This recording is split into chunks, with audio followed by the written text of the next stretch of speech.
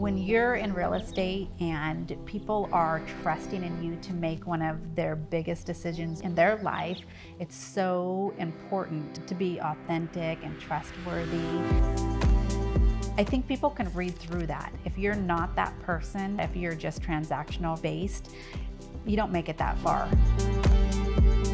I love working with all sorts of clients. Everybody has a different story.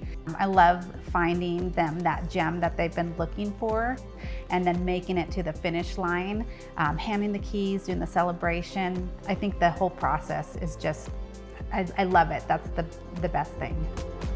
I'm an Oregon native and I know the beauty of Central Oregon.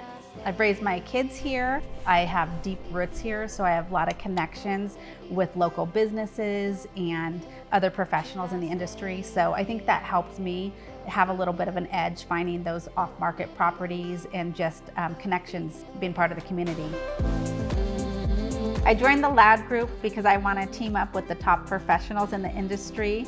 We are known as a collaborative team. We all have our strengths. We've got a transaction coordinator, we've got a marketing team. Everybody has different strengths, and that's what helps this team be so successful.